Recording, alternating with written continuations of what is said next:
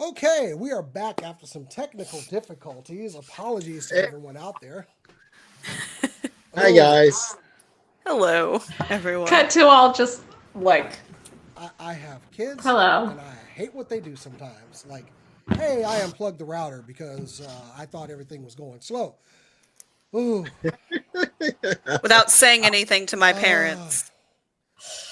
but anyway. So, can we start up the news again? So, Rick, you were saying something about news stuff happening.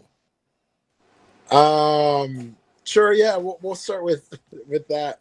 Um, so let's start with this because actually you told me about. I didn't hear about this till you mentioned it earlier today. So Zack Snyder is, of course, still working on the Snyder cut of Justice League, which we've discussed many times on the show now. And originally they were not going to do any reshoots until today, or the last couple of days. He is actually, in fact, doing reshoots for his version of the Justice League, and it's gonna include Ben Affleck, Gal Gadot, uh, possibly Henry Cavill. He's still up in the air whether or not he's going to Um, be involved.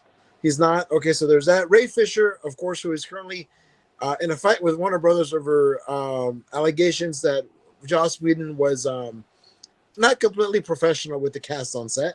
And Jason Momoa also. And Jason Momoa will not be included in the reshoots. So we've got Batman, Wonder Woman's Cyborg, and I believe no, that's it. No Flash looks like it. But they are doing the shoots in October, and will last for about a week, meaning there's not a whole of new things he needs to shoot, but there will be new footage coming that has not been shot yet. So yeah, there will be reshoots. We've got 3 other cast members coming back, and of course, Justice League comes out on HBO Max for in 2021. No real release date other than the year, and it's going to be 4 hours, which I am super stoked about. Do we have context as to why certain people are being included and certain people aren't? Is it just the shoots themselves? I probably, but we don't know anything other than they're just shooting new material. Okay. So when they So say Henry Cavill's not going to be in it, it's probably because Superman doesn't happen to be in the scenes that they need shot. probably same thing with Jason Momoa.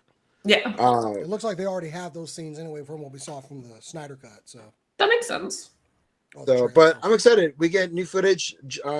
Snyder gets closer to his version that he originally wanted before Joss went in there and just cut it up. So yeah, we've got reshoots going on for Justice League. So yay!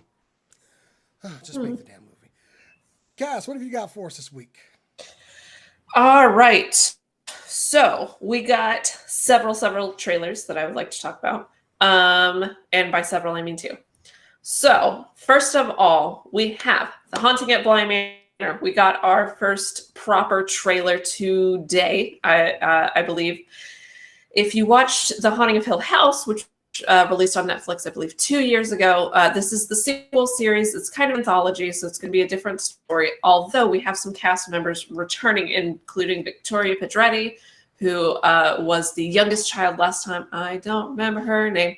She was also in You, which is a super weird show.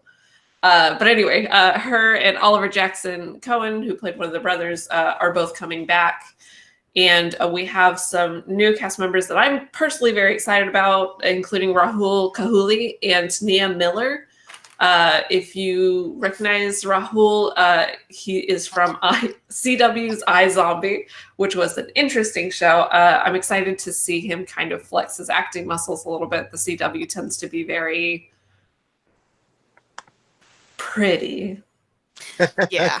And you need to cry pretty, and you need to be pretty. And so I'm excited to kind of see him really get to flex his acting chops. Although iZombie was one of the better shows. Tania Miller, you might recognize if you saw Doctor Who. She was in a very brief role in season 9, and she affected me enough to where I recognized her instantly, and I was like, I know her. This is also a slight deviation.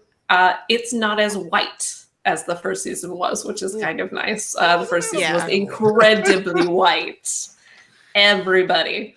And so it's nice to see, some people of color included. It seems to be a similar type of story, very big house and ghosts and all that spooky fun stuff. So it releases October 9th. And I'm very, very excited, just in time for the Halloween season. It's going to be fun. It's going to be spooky. It's gonna be 9 episodes. Mm-hmm. Appreciate the first one was 8, I think. Appreciate the nightmare. Yeah, appreciate they added dolls to this one and a dollhouse, because I totally didn't need more reasons to have nightmares.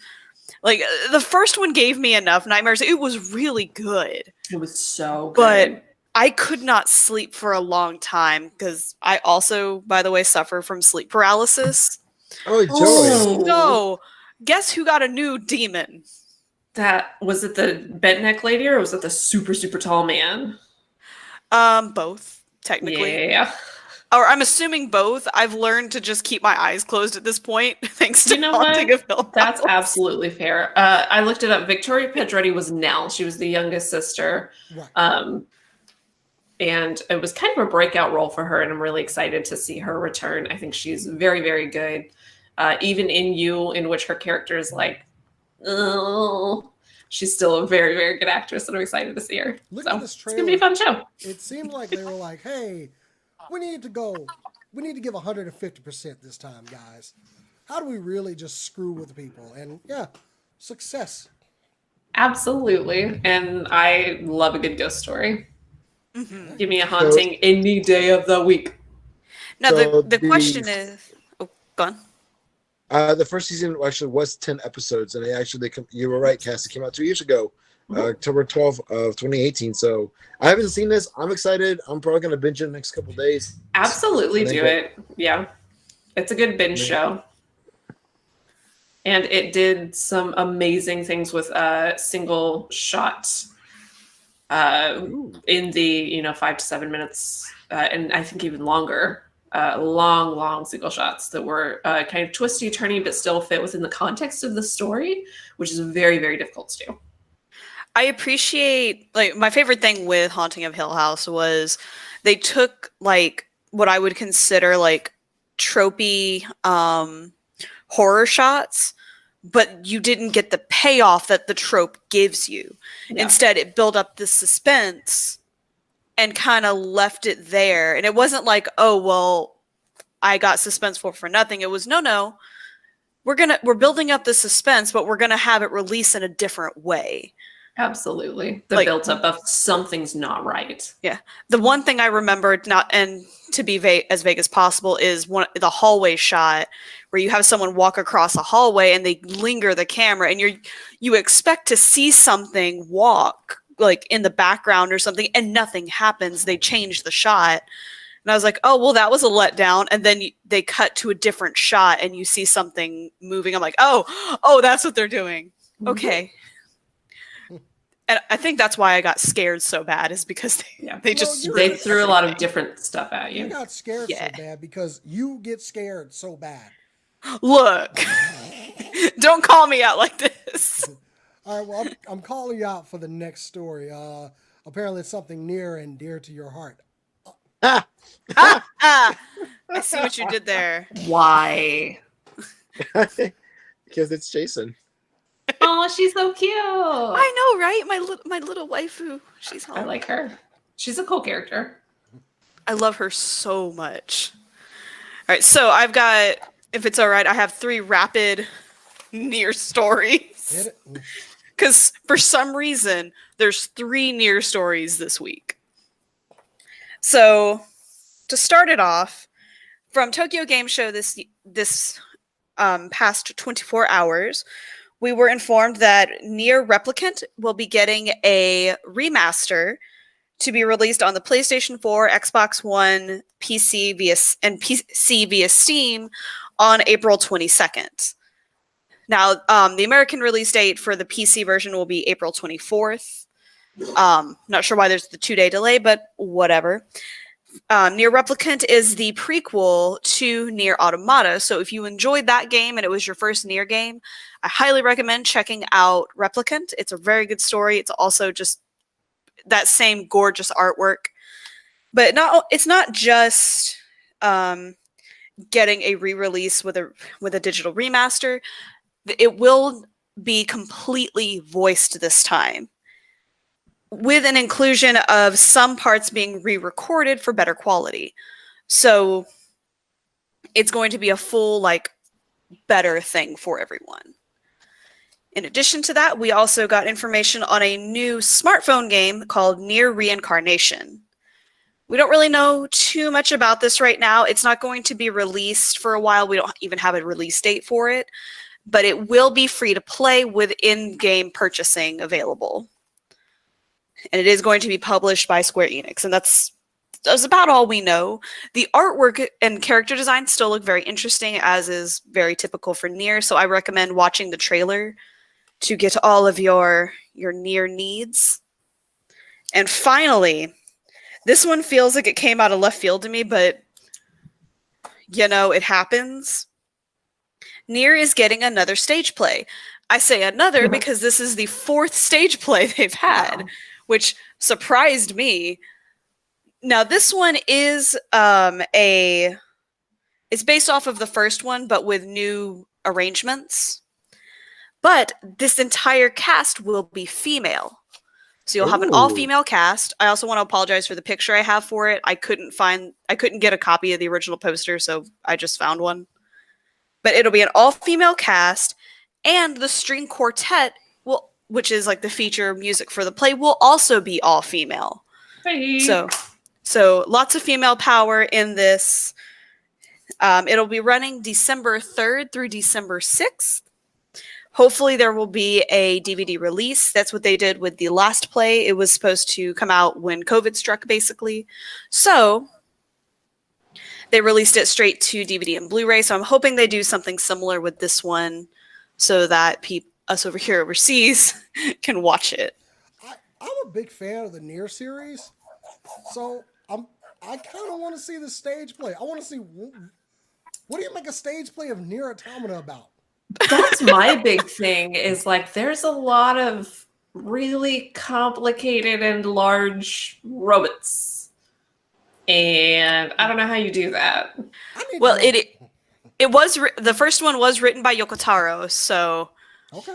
If anyone can figure out what to do, it's him, and his brain is just like, I want to live inside his brain for like 5 seconds because I vibe with him so hard. At the Nier event, they were introducing all the developers, and of course, in his fashion, they just had the Emil head where his seat was with like a little microphone, and he was just talking from somewhere off stage, and he was talking about one of the other directors. I believe it's the director for Reincarnation. He was like, I hate him. Look at him. He's beautiful. Like he was basically like, he's everything I hate. He's successful and hot. I thought it was gonna Is be like, basically what he said. I hate working with that dude. I hate his guts. It's only because of money. And it's just like when he did an interview with 14, he had to actually run the raid that he created. And his words were, please just let me stay dead. Don't waste your magic on me. Just let me die peacefully. So like, he's a very relatable person, and he has a lot of really interesting humor and ideas in general. So, I mean, I'm sure we can find. Yeah, like it's fun to be fans of people that are like that. Yeah. So, I mean, I'm sure there's clips on YouTube, which I'm going to look up after we're done, because I do believe it is a musical stage play as well. Because Japan loves their musicals. I still don't know why. Like, it's not a problem. Fun. They are, but they just have an obsession with them that's like, Broadway ain't got nothing on this obsession. Fair. All right. Well, I'm gonna go ahead, since we're talking about Japan, I'm gonna go ahead and keep it in the vein of Japan. So, Japan has been building life-size things. They built a life-size stationary Gundam. They've made a Gundam that's moving around and everything. And once that thing is fully operational, I'm gonna need a couple of alibis as to my whereabouts. But now, I got you. The next life-size thing is a life-size Godzilla from Shin Yes. Oh. This is the mock-up of the Shin Godzilla. This will be a life-size model. So you can, if you've always wanted to know what it's like to take a stroll through the gullet of Godzilla, here's your wish granted. I don't know why. Now look, now as you can see, it is going to be like laying on the ground and the mouth will be forward. You walk into it, whatever. And I'm sorry, Japan, y'all can do better. Y'all can do better. Isn't this the one you could also set one into the mouth? But they've made a life-size Gundam that every day I see this thing, I'm just like, man, when I steal that, it's going to be awesome. And yeah, my reign of terror. Oh, you're going to steal it. Okay, when you said you needed alibis, I was like, what is his plan? Is he going to kill it? Is it going to use other people? Was he going to use it to kill other people? Was there some kind of energy that I don't want to know about? Look, like, do you want to lick its toes? Like, I don't know. I didn't know what you were trying to imply. I'm going to be completely honest with you, but probably all of the above. Anyway, but also, it is a giant walking robot. This is 6-year-old Jason's dream, okay? And if you make something like that, you should... There should be an inherent risk that I might show up attempting to thieve it in some way. Okay. So I mean, your Japanese is fluent enough where you get through, right? This isn't about. I'm not trying to see anybody. It's stealth. I don't need to run into anybody along. All they need to all of a sudden is hear that thing starting up and go, uh-oh. And then, I mean, I don't know what's going to be heard more. The sound of it starting up or my mad cackling laughter coming from the cockpit. So we shall see. I vote mad cackling laughter. But we'll see. Anyway, so life-size Godzilla. Oh, back to the life-size Godzilla. I didn't get into the full thing of that. So it is unfortunately, it was delayed due to, everything going on. But it is set to be opening up this summer. So if you want to go visit this thing and walk through it, take a trip to Japan, hopefully we're able to. But yeah, big Godzilla live walk-in thing. I am all for it. Isn't that the one you can also zip line into? I think you can zip line. There might be like a store or something in it. It's in that's just a mock-up. It's in the planning phases. Everything's been delayed, but it will be coming back. And yeah, I want to know what it's like to get eaten by Godzilla. Is Matthew Broderick there? Hopefully not. We don't talk about that Godzilla. We don't bring up that Godzilla. What about Leslie Mann or no, she wasn't in that. Hank Azaria was in that. I do have a story about him later on. So anyway, Rick, you want to go ahead and kick off the next one? Sure. So who here has seen The Boys? Yeah. Not yet. Really? Nobody? Not going to. Not going to? That's fair. It's not exactly for everybody. It's very hardcore. It's putting it nicely. That's a very gentle way of putting it. Yeah.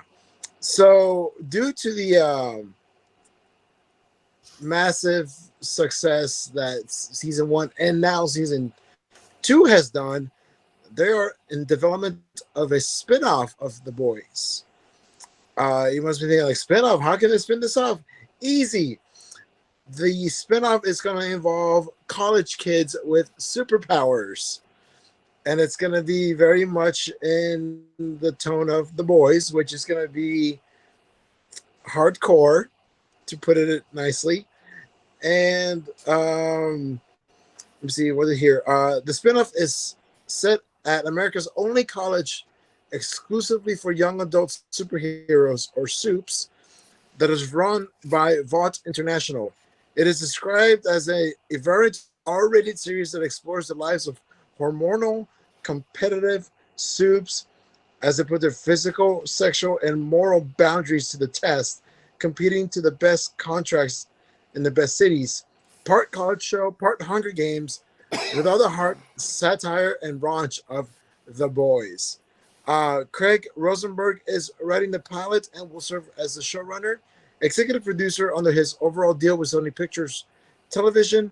Rosenberg was also the original writer and executive producer along with the boys, along with producer Seth Rogen, Evan Goldberg, and James Weaver of Point Grey Pictures.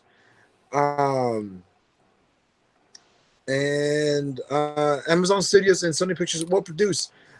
We have no cast members yet, but probably in the next, I'm gonna say 2-3 years, we're gonna see this come to Amazon Prime. Now, of course, Amazon Prime does not release much information about the numbers of how the blah blah blah, how good the numbers are on people watching this, but they're saying this one has, yeah. The only thing they have said is with episodes to date, having grown the audience from season 1 by 89%. So they've gotten a bigger following, and Yeah, it also has a renewed for a 3rd season. And they're also trying to stretch it out by only releasing the episodes once a week, which, but trying to keep that momentum going. But can I just So say they took a show about That's based on a comic. about what if everyone that you looked up to was the worst person you've ever met. We're gonna make some just terrible, terrible characters that are all just the worst. And then we're gonna spin that off into Battle Royale meets Skins and Shameless. Yeah. So that's the thing And that sounds good to you? That's the thing about even this property as a comic. Nobody's a good guy. As much as I like, the character Billy Butcher, and people, I also people have gone like, oh, Jason, Billy the Butcher's you. No. See, I know the Billy the Butcher from the comics. He ain't me. No. Oof. No, this is just, and it's, everybody is a terrible person. I know that's kind of a thing with, take like the comic Wanted. All of the supervillains were just terrible, terrible people. It's really an imbalance. What Wanted in the comic form was a little bit more understanding because the villains basically got rid of everybody who was a good guy. But with the boys, I'm with Cass in this. All the heroes are terrible. Nobody is redeemable in that show. Nobody in the 7 is redeemable. Nope. Except maybe, Starlight, but, even she knows stuff and whatever. But, yeah, I don't know how this show is going to do as far as back to the high school show or the college show because that's the formative years of the human mind. I expect this to be completely terrible. Like, who puts the supers in line? Who's their principal? Yeah. Where are your parents? Exactly. They're college kids. They don't have parents. I don't know. Like, I'm sure people will watch it, but I think this show is actively putting evil into the world, and I'm against that.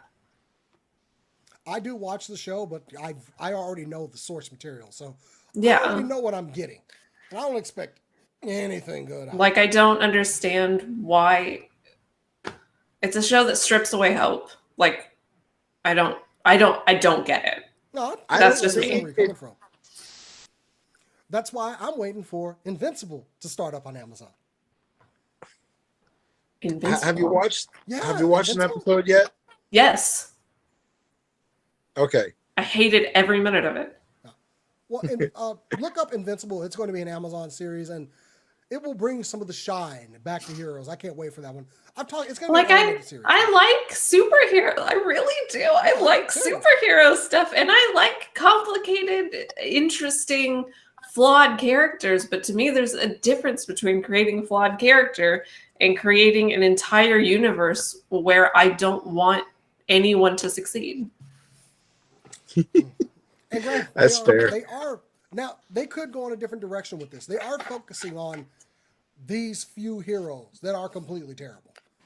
But there are others out there. So maybe it could be a change to form. I wouldn't mind seeing it. Let's not rehash the same thing. Here are more terrible heroes, but they're younger. Yeah. I feel like The Boys is just the bad version of Powers. Do you remember that show? The PlayStation Yeah. Network show? it was really, really interesting with a bunch of flawed, messed up heroes, and I really liked it. And I feel like The Boys is trying to be what Powers was. Yeah, and I think the comic came out definitely after Power, so we'll see. Let's I go am a fan of the show, though.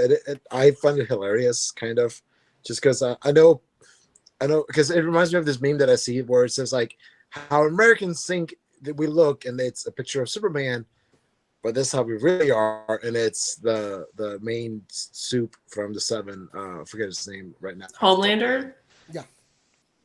Yeah, Homelander. It's like Yeah. America thinks it's Superman, but it actually is Homelander. I 'Cause guess we're it that bad reflects of a country. where we are currently. I think that's probably why I enjoy the show, just because I'm like, well, that's where we are. Ah. All right, and with that bleak bit of news, Cora, can you brighten our day up just a bit? I can. With some with some new information on Lupin III the First. Yeah. Wait, what? So Lupin III has, for those who are living under a rock and didn't see our previous episode regarding this, has a new CGI movie coming out called Lupin III the First. It is absolutely beautiful. Everything I have seen for this movie is just absolutely stunning. The CGI animation is perfect. They perfectly capture the characters, their personalities, everything. Well, we got a dub trailer within the last couple of days. So that means that at some point we'll get the dub movie over here. We still don't know when that is going to be released. They just released the trailer, I believe it was today. May have been yesterday. Can't remember my dates anymore. But It's the time. voice act, yeah, time is an illusion. But the voice acting in it still sounds great. It fits the pace of the movie. We have some veterans coming back to it. I forgot to grab the cast because I am a professional in every sense of the word. Totally. Absolutely. I'm shaking. But Is it just Matt Mercer is- putting on different hats? No. you know what? Probably. It's actually, you know what? That's what it is. It's just Matt Mercer running around the booths. He's putting on different hats to help him get better. Just, The thing, and looking that's all it is. at that image that you provided, I just like, having been a fan of Lupin III for many years, I'm happy to see texture on Lupin's hair. I know it's a small thing, but Lupin's hair is just like a perfect glob of black on his head. So it was, when I was looking at the trailer, I had to pause it at probably that scene that you showed, just because I can see like follicles. And I appreciate that. Like, how can you make Lupin appeal to me after having been familiar with it all for a lot of my life? Hey, we'll give Lupin follicle hair that you can see. I'm in. And I can actually see printing on his gun. Look, I love the animation style off Lupin. Don't get me wrong. But it's like perfectly translated in this trailer and upped. Yeah. And I love that. Someone put it best. I can't remember who it was, but they pointed out this is the kind of CGI stuff that animation studios can do when they're not trying to either be so hyper realistic that everyone just feels dead, or just going straight to cell shading and calling it a day. Like, this is what you can do when you kind of mix that stylized animation style with more realistic textures, and it's perfect. If y'all have not seen anything with Lupin, I highly recommend checking out the movie Lupin III: Castle of Cagliostro. It is a movie that it was technically one of Studio Ghibli's first movies. It is solely a Lupin III movie, and it is absolutely beautiful. And I think it captures Lupin in a really good way. That was actually my introduction to Lupin III, was Castle of Cagliostro. One of my favorite animes, and yeah, looking over at a figure I have on the shelf, and he's in that same position too that we see on the image that you showed. So, yay, bring it on. And an update like that requires a lot more artistic input and artistic effort on the side of the animation department. And I really appreciate when they put in the extra effort to make it really good for the fans. I may not put that same image up again just because I like it. So, just saying. My only sadness with it is there are a couple of scenes that they used to have on YouTube, like there were clips from the movie. And I was showing them to people to be like, look how they did the stylized motions and stuff here. Well, with G Kids pointing at, like, releasing the dub, American YouTube went, no. Yeah. Little smiley face with a heart, no. Yep. And took it down. So just scour Twitter for the next couple of days. Those videos will pop up again. Figured out. All right, well, let's Cass, you got what's next for us? All right, so another trailer I wanted to talk about is WandaVision. The trailer dropped during the Emmys, which some really good people won. I was proud of them. We got a full look at their deal, their universe, their world, their ever-changing place. And it was really, really interesting. It's fun to watch. I think both of them are really talented actors. And so I think they can absolutely pull off this kind of shifting madness, but with that kind of old school, but as it turns into newer and newer, like everything about it made me really, really excited, including Catherine Hahn, who you might remember from Parks and Rec. She was the political agent that was just really, really weird. I really enjoy her work, so it was fun to see her in this trailer. She's playing somebody, a witch. I don't remember her name, but it's in the car. Yes, she's the one of the Wicked Witch of the West. Oh man, yeah. She's gonna be loads of fun, and she can pull off twists in an instant, and that's what I think you need for this show. I think you need to be able to pull off a vast shift in energy and tone right at a second's notice. And so I was really interested to see her, as well as Deborah Jo Rupp, who I don't think I've seen since That 70s Show. And she showed up. So when I watched the trailer and she popped up, I think I screeched a little because she still had that same hair too. Yes! I was like, oh, no, it can't be. Like, I love the little references, the Dick Van Dyke references, the Brady Bunch, the all these different shows kind of coming at the very like Bewitched vibe to some of the trailer. I love Lucy. Yeah, a bunch of those little things. This image that you chose, and I'm going to go back to it a second. Wanda's Prego. Yeah. Mm-hmm. And they're in the midst of transitioning from one style to another. And so that's happening. And we kind of know how, but we don't quite know what's going on. And I love everything about this show is you don't quite know. This show looks crazy. I especially love the real life versions of their costumes. Yes. I like that. Bettany with the red face. And the diamond slightly askew on his face. Yeah. I laughed out loud, paused the screen, and went back to watching it. But this show looks so weird. But I've got a theory. What if this is inside of Vision's head? That's what I figured it was just Wanda creating her own universe. We as comic fans, we know that story where Wanda she goes nuts.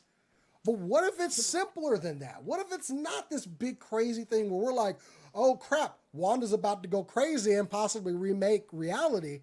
What if this is all Vision inside of his head while he's in like a coma or whatever dead is for Vision right now? Because Shuri did get quite a bit of him out. Yeah, so what if this is all in his head? Which I think that would be awesome, putting a new twist on something that, because the Wanda thing would be too obvious, wouldn't it?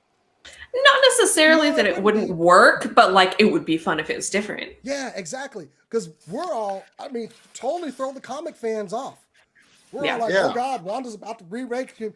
Or it's just Vision kind of getting his neurons and, neural net back in place, which I think will be really cool. Like, and the end of the series, Vision wakes up. Yeah. I am interested to see because we saw Teyana Paris as Captain Marvel's best friend's daughter, all grown up. We saw her get thrust out of this world and into what seems to be a shield outpost, which means they know where this is happening, but it's not happening in reality. So I'm not sure how that works. I don't know. Which kind of makes sense. The newer Young Avengers storyline kind of touched on it, as much as I absolutely detest the newer Young Avengers storyline. I'm sorry, I hated the new run so bad. It was so dumb. The writing was terrible. But they had different realities that they could go through. So that could play a part in it. You also had Miss America, who is the one who opened the doorways to all of them. And we are still getting a Young Avengers series, so Yeah, I'm just gonna they're leaning towards that. I'm just gonna sit over here and pray for Billy and Tommy. When is it supposed to drop? December. We don't have an exact date yet. but December this year, so. Yeah, Okay, I did also see Randall Park is on the cast list, which is a little odd. He was an Ant-Man. We've already seen, yeah. Yeah. I mean, he could come back Playing, as I'm pretty sure the same character, but the thing that throws me is he wasn't working with Shields No, in he was Ant-Man, FBI. was he? Yeah. He's So FBI. how does the FBI know? Do they know Maybe he's what's going on? Like, I mean, his unit was handling Scott, so maybe, he was, but it seems like a more, house arrest type of thing and not like him being in on everything. So I don't know. It would be really interesting to see how Shield / FBI, all that kind of combines. I'm betting that the FBI has their own kind of superhero division to deal with things, but I'm still excited for this show. I'm ready to see it. It's like, I know it's the only thing that we got on Disney Plus, considering they just started filming Bucky and Falcon again. So yeah, bring it on, and maybe we'll get Vision back in the MCU. I would like that. I liked him. I would like that too. All Give right. me more Paul Bettany. So I got a funny one. We were playing Fall Guys a couple times on the channel. A lot of fun. Fans of this game were asking for something. And sometimes you just shouldn't ask for things. Some questions are not meant to be answered. Do you really want this information? Well, no. Decided to show us what the anatomy of a Fall Guy is. And here you go. Look at that. That is a Fall Guy next to a human. Nope. Do you see what's wrong with this picture? Also, I am never playing this game again. And in case you think that, Jason, you just found something on DeviantArt and here's a close-up of the skull, by the way. You just found something on DeviantArt. You think you're real funny putting it on your show. I'm going to go ahead and dislike this video now. This is canon. Fall Guys have officially said on their Twitter, this is the anatomy of a Fall Guy. You wanted it. We gave it to you. Enjoy. And now enjoy. We're trying to get viewers. Thing I'm thinking.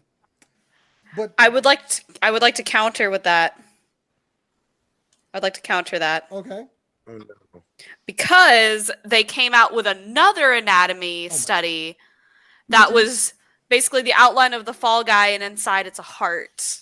Like a cartoony heart, and it's filled with love. Oh. It's a jelly bean. I was happy with it being a jelly bean and moving on with my life. The heart thing is kind of lame, so I'll stick with my horror vision. But Your eldritch monster. yeah, I saw that and I was like, wow, who put this out? I was like, oh, that's the Fall Guys official Twitter.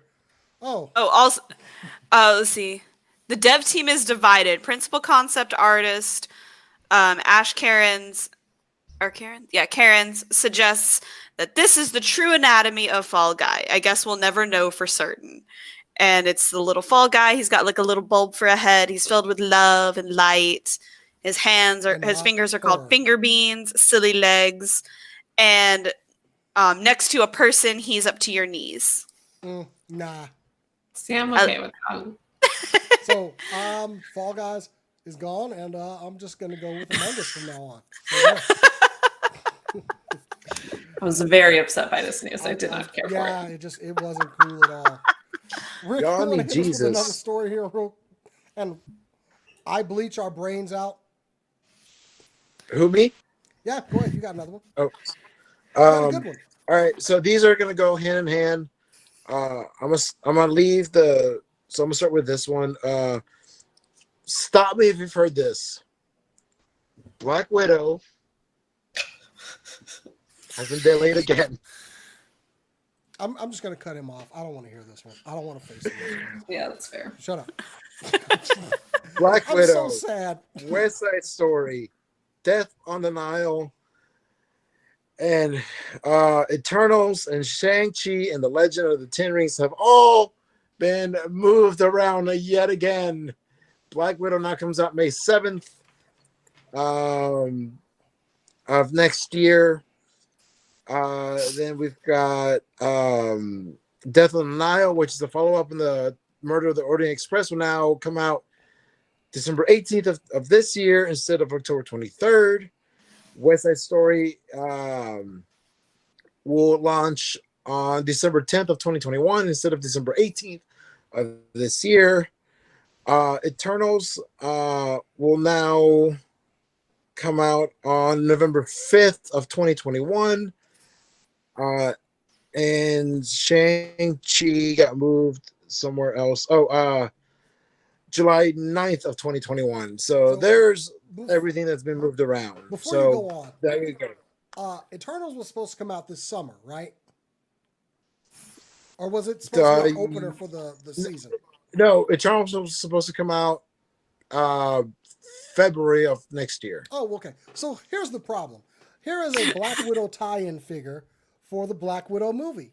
This came out in March. This merchandise has already been discounted and cleared from the shelves. So there will be no accompanying Black Widow, and there are also a bunch of other merchandise. It's all been clearanced and gone. So these still made it to the shelf, and there will be no tie-in merchandise when Black Widow actually releases. Same thing happened. Go ahead. Eternals is also getting an action figure line, and the first figure from that line was going to be Selma Hayek's figure was leaked out, but it's about to hit store shelves probably next month. So they did not change the merchandise schedules for the movies. Same thing happened to G.I. Joe 2. Huh? The merch came out, and then the movie got delayed like 2 years. G.I. Joe 2? Yeah. It's such a forgettable movie. I guess I don't really care. Rise of the Snake People or whatever. Hey, it was the No, Rise of Cobra. What is it called? What? And it gave us a Bruce Willis action Retaliation or figure, something so like I'm that. happy, okay? Okay. But to Anyway, back to, I'm sorry, but it's just this whole damn thing, but yeah. But tying with Marvel, Marvel did something really awesome for Chadwick Boseman. Today at Disneyland, they unveiled a mural for Chadwick Boseman. Is the picture up? Oh, it is. Sorry, go ahead. Okay, so there is the mural that they have put in downtown Disney in California. The artwork was from Nicholas Smith, and as you can see, it shows Chadwick giving the Wakanda salute to a young fan wearing a Black Panther mask. Smith shared photos of his work on Thursday via Instagram, in which he is giving the Wakanda salute in front of the mural. This one is special. Mr. King Chad tribute is now on a wall on display at the downtown Disney. He wrote, "It is a full circle moment for me. My final 2 projects as a Disney Imagineer last summer were working on the Children's Hospital Project and the Avengers Campus. The child in the mural is wearing a hospital gown to honor the late Black Panther star who visited children with cancer at St. Jude's campus while waging a private battle with the disease. The installation is titled King Chad. So the parks remain closed, but this is at Downtown Disney in California, in Disneyland. So if you're in the area, and I already know a couple people that went to this. My friend Lisa and her husband, they both went out to see this in person. That's just awesome. Definitely warms my heart. I wish we didn't have to have this, but I'm glad that we do, because that's just like respect. So Well, not much of a Yeah. comment you can make after that, except that's a good thing. Ah, okay. We're gonna go ahead and move. Cora, hit me. All right, y'all ready for some anime news? I mean, what else do you talk about? I mean, that's fair. I do have a brand, and that's Weeb. All right, so earlier this week, we got another release trailer for the Shaman King remake. It looks so good. I can't express how excited I am for this. As a fan of the original manga and show, I'm really excited for this, and it will be released April 2021. We don't have a distinct date as of this current moment. I'm kind of guessing they don't want to give too much of a hardcore date given the state of the world, which I respect, but I will be sitting on every page possible, just sitting refresh until I have a date so I can set my alarm and figure out where it's going to be simulcast and throw money at it. But in addition to that, we also got news that the hit isekai Log Horizon will be getting a season 3. For those who are not familiar with Log Horizon, think shows like Dot Hack or Sword Art Online, where its characters trapped in an MMO. However, the story is a lot different from both of those, and I think it's, in my personal opinion, I feel like it's handled better than like Sword Art Online. I can't compare it too much with Dot Hack because Dot Hack Sign was weird, man. I can't tell you what happened in that show. And most of the people, and I liked the show. I have no idea what happened. Pretty battles. I remember that. I love the look of these characters, though. Yes. Log Horizon, one of their greatest things is their character designs. Your main character isn't like a sword wielder. He's a mage. He's actually the one with the glasses at the front. And he's kind of a dick. But it works. Like, he's one of those characters that's like, man, if I knew you in person, I would probably punch you. But it works for the show. Like, he has a schemer streak in him, and he uses it to his advantage all the time, and it leads to some great comedy. If y'all have been wanting to get into a show like that, I highly recommend Log Horizon. It's really good. And we're going to be getting a season 3 on January 13th. Oh, I'm really digging Nice. Shaman King. Shaman King looks so good. Oh, it's a great battle anime with spirits and swords and Yeah, all you know. kinds of stuff. But just this new studio, loving their work. Put this in my veins. So wait. April. Yeah. April. Kat, go ahead and hit us. Well, my name Who? is Cass. I said, what did I say? You said cat. It's Oh, okay. Cat. I don't know. It happens. I'm a human person, and it's whatever. So, 2 things real quick. Number 1, if you have Game Pass, you are soon getting Doom Eternal. Microsoft recently acquired some IPs, Ooh, boy. and yeah, just a couple of like little things here and there. You mean Just like a some whole tiny damn studios. studio? Yeah. And so I do think it's a little odd that they're releasing Doom Eternal on Game Pass, given that it didn't really come out that long ago. It's less than a year. Yes, was April-ish, March, somewhere in there. Yeah, March, April. Yeah. So I think it's a little odd that they're releasing it early, but if you like Doom, then yeah, you can get it on Game Pass. I might actually give it a try. I've never played a Doom game, and I like shooting demons. Sure, why not? Also, this is just like a weird thing that caught my eye. The PS5, they first of all, yes, there was the whole pre-order thing where they accidentally released it to some people early, and then there was this just giant mess of pre-orders. But they put out a statement that basically says that 99% of the games, the PS4 games that are tested on the PS5 have done well and been backwards compatible. And 99% is just like a weird, vague yet oddly specific number. And they haven't put out a list. So I'm like, is it like every game except for, I don't know, Horizon Zero Dawn? Is there like one game that they're like, we can't get it to work? Well, we can't say all of them. It's going to be the one that you, the one that you want to keep playing. They're like, no, it doesn't work. I don't know what to tell you.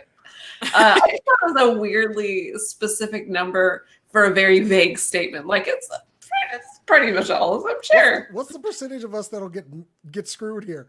What? Oh my exactly. God! What if it's Final Fantasy 14? Oh no! Oh, like no, they've already said that that's going to be on PS5. Okay, are you sure? What if it's The Last of Us? What if it's like what? I just want to know what's the one game that you can't get to work that makes you say 99%? Which SCNS member is going to get the shaft on this one? Who's going to get screwed? Is it God of War? So it's Kat.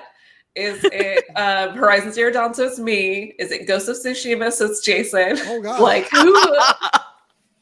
who is it? So wait and see who's gonna get screwed.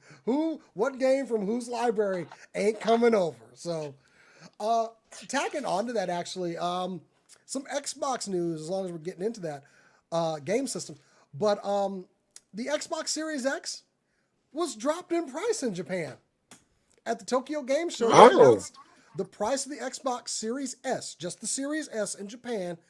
They reduced it just by like $28. Which is kind of a weird number. Super weird. So it's going to be a little bit less when it launches, which I'm wondering what's up with that. Why just this $28? Is that when you're looking on the shelf at a PS5 and an Xbox? When you're looking at it, you're like, that one's that price, and that one's that price. This is $28 less, so I might as well get that one. That's an action figure for me. So, like, who does that sway? I know. It seems like such a weird marketing tech. Cheap ass parents. Also, maybe. Funny thing, the Xbox One X this week on Amazon jumped up in sales 175%. They kept ordering it on accident. Speaking of dumbass parents. How many parents were like, oh, I'm going to go get little Johnny the new Xbox. There it is, Xbox One X. That's the right one. Okay, bye. I will defend them on this one because the difference between Xbox One X and Xbox Series X is it's not big enough. The word series doesn't mean anything in this context. Name it something else. In lieu of this story, I was listing like which Xbox, all the Xbox names, and I went, something went critically wrong somewhere with the naming of Xbox and the varying like PlayStation. They have their superior models, but they don't really say that. It's just like the PlayStation 5, but this is the better one than this other one. But they went 1, 2, 3, 4, 5. That's it. Xbox, y'all need to simplify things. I'm just gonna leave it at that, because some parents have made some critical errors. And some kid, come Christmas morning, is going to be, oh, honey, I got you the new Xbox. That's great. Mom, what the hell is this? I already have this Xbox. Mom, you bought me the same Xbox. No. That's the Xbox, whatever X. So, there's always Siri. Mom, no. There's going to be some refunds issued. Whenever there's a situation like this that's just a really stupid corporate decision. Kat has this character. His name is Ronald, and he's an intern. And every time one of these decisions is made, she says she can just see him in the corner of the room, like, maybe they shouldn't be called exactly the same thing. And this executive's like, shut up, Ronald. We're calling it what I want to call it. And we're calling it the Series X, Series 1, Series Xbox. I know. Like, why do we need completely different names for the Xbox Series X? Just no disc 5. and disc. No disc system. There. But Done. we shall see. If you are a disappointed child and got a new Xbox that wasn't the new Xbox, please email us here at the show and tell us what you told your parents going into this. Please be nice about it too. No, go ahead. They screwed up. So anyway, I think that's all that we got for news. We are running over a little bit, but we do want to cover one last thing. Rick, you can help me out with this one, but in our cosplay community here in the Dallas area, one of the pillars of this community, a guy you just knew, you saw him at all the cons, Michael Cross, sadly is no longer with us. He passed away earlier this week. If you didn't know him, he usually cosplayed Alfred while at cons, and he was just a really nice guy. I know I had the pleasure of talking to him many times about what people would consider bad movies, but we considered masterpieces. And it was a constant one-upsmanship of the crap we had seen. And I enjoyed those conversations. The last time I got to see him, of course, was during AllCon, well, at the beginning of it. That didn't go on this year. Yeah. But he gifted me with a copy of a Christopher Mim movie just called The Giant Spider. And it's signed. And he was like, this is it. And normally, it would have been my job to one-up him and find something else to recommend, but he has won this. He is the winner and ever shall be. Michael will be missed. He had a lot of friends in this community. We're all going to miss him greatly. There is a GoFundMe in the description below. It is active right now. We are looking to, sadly, we're having problems finding next of kin for him. Because of this, people at his workplace have taken it upon themselves to start a GoFundMe to pay for his funeral expenses. It is currently at about $4,000. We need a lot more. Let me see. It's at $4,500. I see a lot of names on here who are people that knew him and loved him. So I do plan on donating once I get money come tomorrow. But please, if you have just a couple bucks sitting around, trust me, this guy was well-known, well-liked, and just a nice guy all around. Rick, do you have anything you want to share about Michael?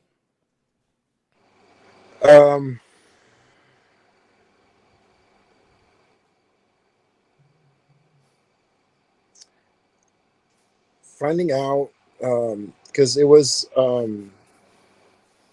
Stacey Prigden who told us, and after that we started making calls. We all started making calls. We started letting people know. It was like, hey, what happened? I remember, I think the first time I ever saw Michael was at an AllCon, and he was there as Alfred Pennyworth with the silver tray and the red phone there. And I thought it was cool because I'm like, no one ever cosplays Alfred. Like, who cosplays Alfred? Michael did. And, AllCon, I'm pretty sure we probably shared a drink at some point because that's all you do at AllCon is drink. I know he loved his martinis. He loved his whiskey. And this has been really hard on a lot of the cosplayers. And finding out Tuesday that he was gone and just seeing my page just tribute after tribute after tribute after tribute, just everyone having photos with him or a story or something, and that everyone knew Michael, or a lot of people knew Michael, and he loved his bad films. He was a big sci-fi nerd. He did the Minverse movies, and he was part of the I Love That Movie podcast with Lisa, and he was a big Batman dude. And they were having trouble finding next of kin, and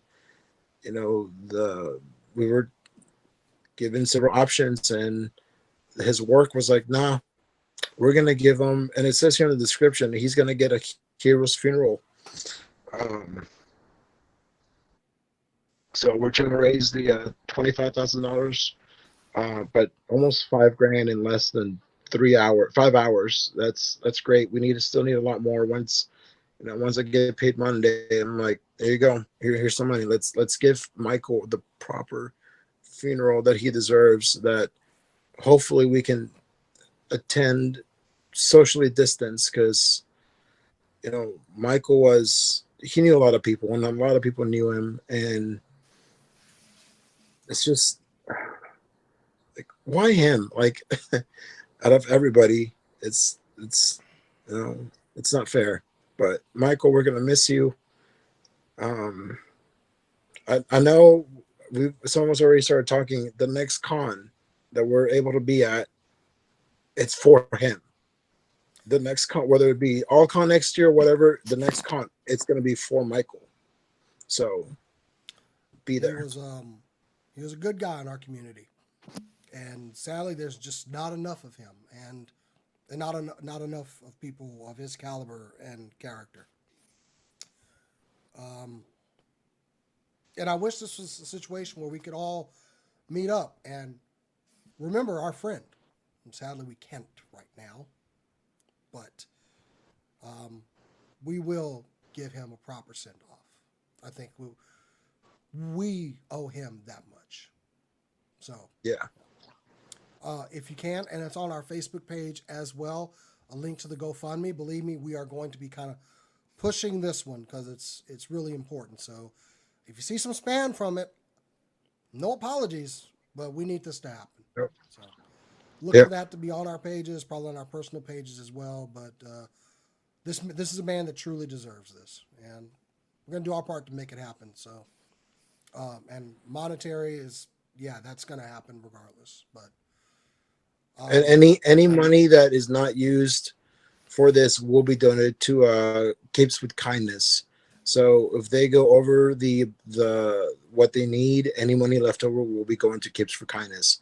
So no one's keeping this money. It's all going either straight to give Michael his hero's funeral, or it's going all straight to charity. That's definitely an organization he believed in, and so that will be certainly appropriate. So please, if you have a moment, we're sorry we ended on a bad note. Well, not a bad note. This is just the reality of life. But help us, help a friend. He appeared in many of our, at least a couple of our videos, goofing around with us. So I'm just glad that that's what I get to remember of him. So we're going to make it happen. And we need your help to make it happen.